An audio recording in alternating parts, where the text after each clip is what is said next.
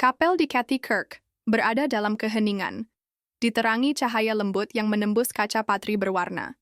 Keluarga kerajaan duduk di barisan mereka seperti biasa, kepala mereka tertunduk dalam. Tiba-tiba, Kate Middleton mulai menangis. Tak ada suara yang keluar dari bibirnya, namun air mata mengalir begitu saja, tulus dan tak tertahan. Ia menutup mulutnya dengan tangan. Di sampingnya, Pangeran Louis mendekat, menaruh tangan kecilnya di atas tangan sang ibu. Apapun yang ia bisikkan, tampaknya telah menyentuh sesuatu yang dalam di hati Kate. Pangeran William menoleh, terkejut. Ratu Camilla bergeser pelan, Raja Charles terpaku. Kata-kata bocah itu, selembut helai bulu, sebentar lagi akan menjadi sesuatu yang jauh lebih besar, sebuah inspirasi bagi jutaan orang. Perjalanan panjang melewati pedesaan Skotlandia membawa ketenangan yang telah lama tak dirasakan Kate Middleton. Kastil Balmoral berdiri megah dan kelabu di kejauhan, membingkai hijaunya perbukitan. Tempat itu selalu menjadi pelipur lara, namun kali ini terasa berbeda. Ini adalah kunjungan pertamanya sejak diagnosis, sejak operasi, sejak mendengar kata-kata yang tak ingin didengar seorang ibu. Ia keluar dari mobil perlahan, satu tangannya menggenggam tangan Pangeran William, sementara tangan lainnya bertumpu lembut di bahu Louis. Anak-anaknya berjalan dekat, tubuh-tubuh kecil mereka dipenuhi keheningan penuh pengertian, terlebih si bungsu. Louis tak lagi berlari ke arah pepohonan seperti dulu. Ia berjalan di sisi ibunya, kerap menatap wajahnya, seolah ingin memastikan segalanya baik-baik saja. Kate tersenyum saat bisa. Ia berhenti di sudut-sudut yang familiar di area kastil. Kenangan datang menghampiri, piknik di tepi sungai, tawa di taman, jalan-jalan panjang sebelum semuanya berubah. Di dalam kastil terasa hangat. Para staf menyambut dengan anggukan sopan dan tatapan penuh perhatian. William membantu Kate melepas mantel. Charlotte dan George langsung berlarian ke lantai atas untuk memilih kamar, tetapi Louis diam di tempat. Ia tak berkata apapun. Ia hanya menyelipkan tangannya ke dalam genggaman ibunya dan menggenggam erat. Kate menunduk, terkejut. Tatapan mata. Mereka bertemu cukup lama sebelum Louis berbalik dan pergi, menyenandungkan sebuah lagu pelan yang tak dikenalnya, sebuah kidung, mungkin. Kate berdiri diam di aula depan dengan hati yang terasa sesak. Ia belum bisa memahaminya saat itu, namun ada sesuatu dalam diri putranya yang telah berubah. Ia bukan lagi anak kecil yang riang seperti biasa, tidak di minggu itu. Dan tidak pada hari Minggu, saat mereka semua berjalan bersama menuju Cathy Kirk pagi itu, Cathy Kirk dipenuhi ketenangan. Suara doa yang rendah bergema lembut menembus dinding batu seperti kabut yang merambat diam-diam. Bangku-bangku kayu berderit pelan seiring jemaat bergerak mengikuti ritme ibadah. Keluarga kerajaan duduk di barisan depan, seperti biasanya. Kate Middleton duduk tegak dengan tangan terlipat rapi dan pandangan lurus ke depan, namun pikirannya mengembara. Udara terasa lebih berat dari biasanya. Setiap tarikan napas memerlukan usaha lebih. Di sampingnya, Pangeran Louis duduk dalam keheningan yang tak biasa. Louis tetap duduk tenang. Ia tak memainkan kancing bajunya atau mengetuk-ngetukkan kaki ke lantai. Matanya tidak melirik ke sekeliling ruangan seperti biasanya. Sebaliknya, ia terus melirik ke arah ibunya. Awalnya Kate tidak menyadarinya, tapi kemudian ia merasakannya. Tatapan anaknya yang terus-menerus mengarah padanya. Ia menoleh sedikit dan memberikan senyum tipis. Senyum yang seolah berkata, "Ibu baik-baik saja, sayang." Namun Louis tidak membalas senyum itu. Ia tampak gelisah. Jari-jarinya yang kecil mencabut sutas benang di mantelnya, lalu berhenti. Paduan suara mulai menyanyikan kidung yang dikenalnya. Suara-suara mengalun mengisi ruang kapel. Louis mendekat dan menyelipkan tangannya ke dalam tangan ibunya. Kate menunduk. Jari-jarinya hangat, genggamannya lembut namun mantap. Ia tak mengatakan apapun.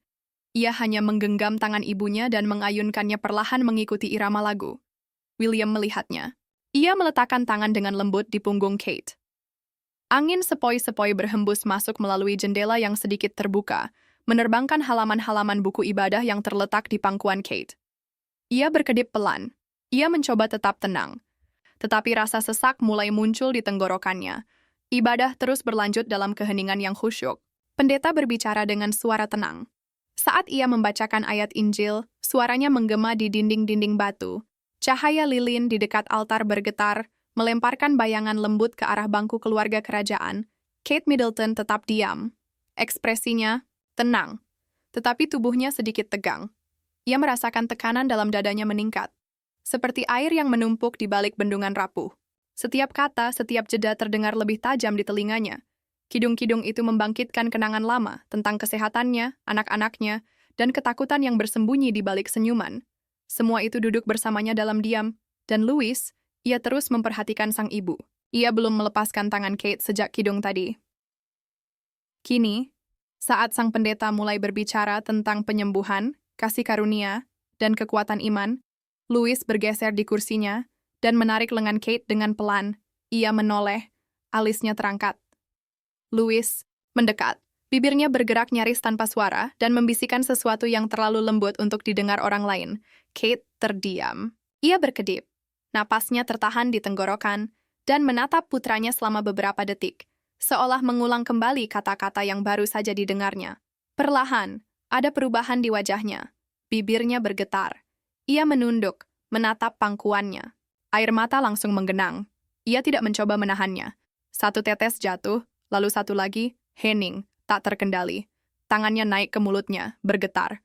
Bukan karena sedih. Ini sesuatu yang lebih dalam. Gelombang emosi tiba-tiba yang menyergap. Sheer.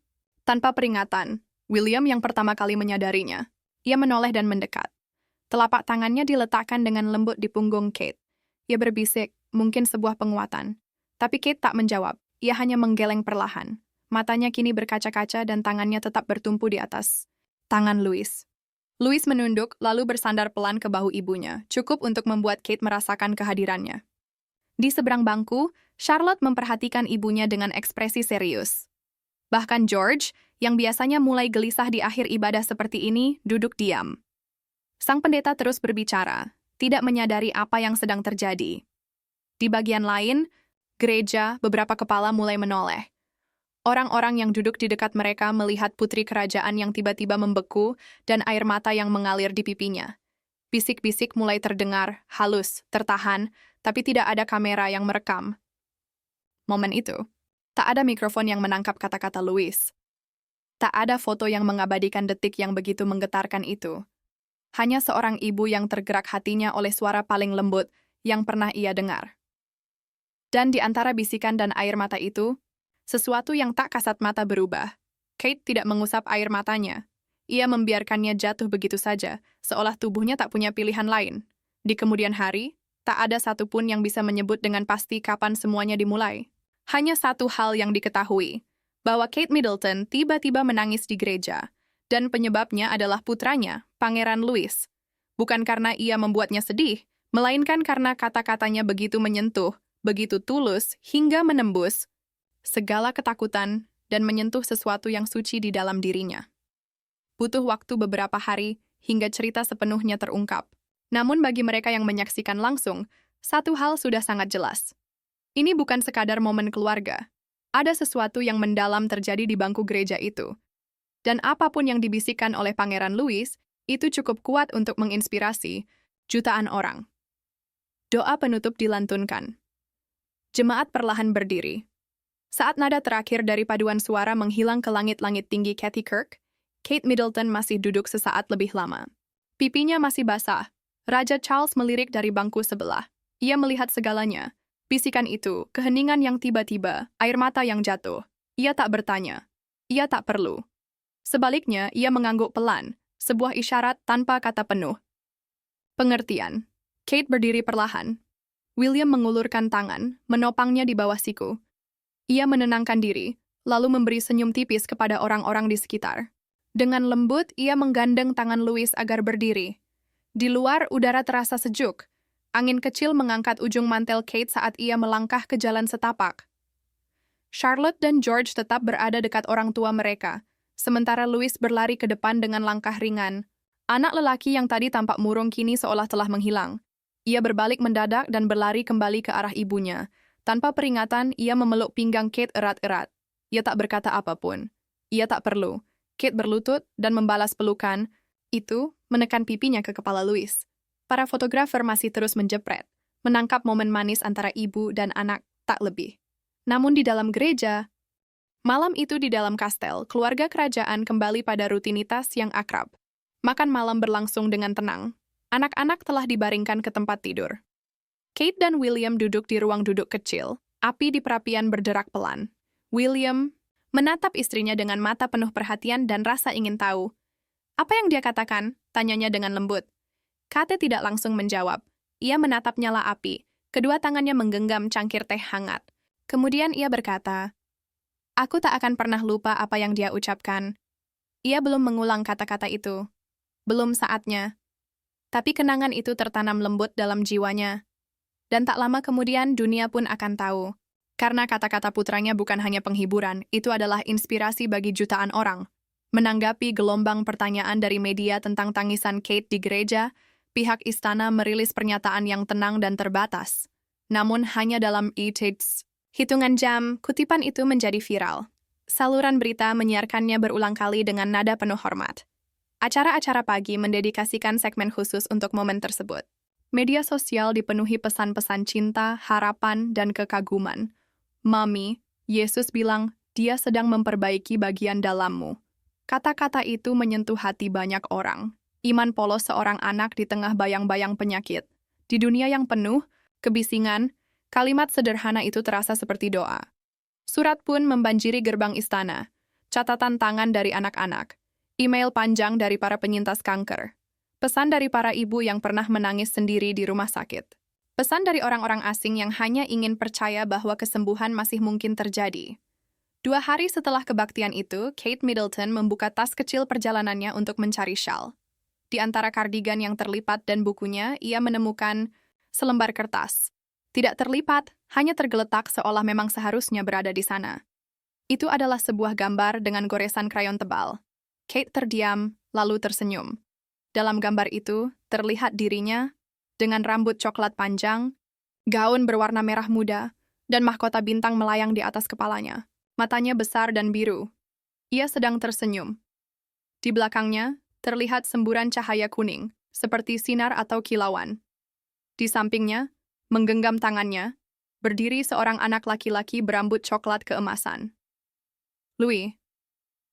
Mereka berdua digambarkan, berdiri di bawah langit penuh bintang. Di bagian bawah gambar, dengan huruf-huruf miring yang belum rapi, tertulis, "Ibu akan bersinar lagi." Kate duduk di tepi tempat tidur, dadanya sesak oleh emosi. Ia mengusap kertas itu perlahan, hati-hati agar tak merusaknya.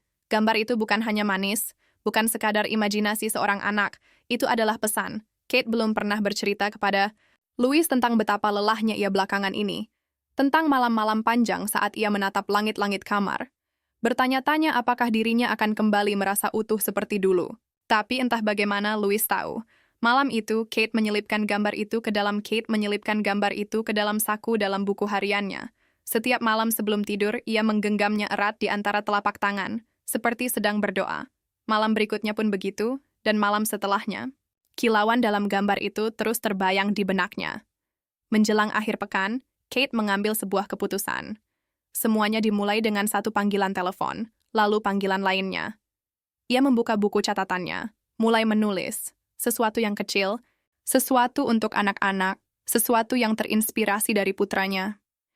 Karena Louis tak hanya mengucapkan kata-kata yang tepat, ia telah menunjukkan sesuatu yang jauh lebih besar.